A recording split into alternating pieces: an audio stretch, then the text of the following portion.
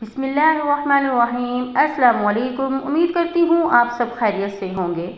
आज फिर से एक और वीडियो लेकर आई हूँ। वीडियो की तरफ जाने से पहले चैनल को सब्सक्राइब कर दीजिए, बेल आइकन को दबा दीजिए ताकि मेरे आने वाली मज़ीद वीडियोस भी आपको मिलती रहें। आज की वीडियो में आपको बताने वाली हूँ कि अगर आपकी नाव गिर जाती है या टल जाती है या उतर जाती है, डिफरेंट लैंग्वेजेस में इसको जिस तरह से बोला जाता है, उसको असली हालत में कैसे लाया जाए। अक्सर लोगों की नाव अपनी जगह से हिल जाती है, जो कि एक तकलीफ दे अमर है, क्योंकि कुछ लोगों को पता ही नहीं होता कि इनके साथ मसला क्या है। क्योंकि नाव के हिल जाने से मतली और कैं होती है और नाव के गिर्द पेट में दर्द रहता है। नतीजा ये होता है कि वो शख्स पेट दर्द और कैं के इलाज में लगा रहता है, लेकिन नाव को जब तक इसकी असली हालत में वापस ना लाया जाए तो इन तकालीफ से छुटकारा मुमकिन नहीं।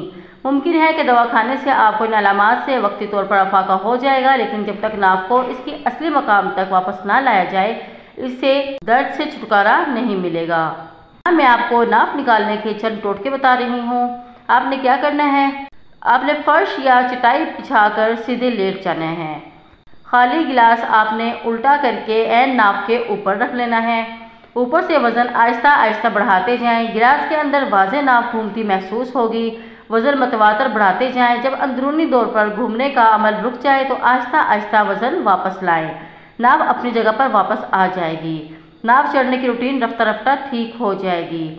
इसके बाद नंबर 2 पर है, खाना खाने के 2 घंटे बाद एक माशा मूली के बीजों को 1 गिलास ताज़ा पानी के साथ खा लें।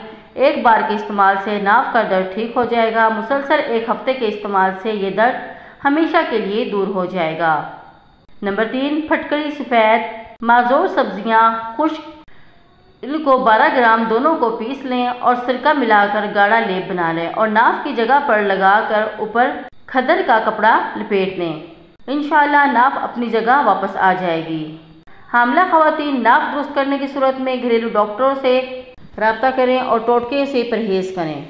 शुक्रिया। और अगर आपको मेरी वीडियो पसंद आई तो प्लीज़ चैनल को सब्सक्राइब कर दीजिए, वीडियो को लाइक करना मत भूलिए। शुक्रिया। अल्लाह हाफिज़।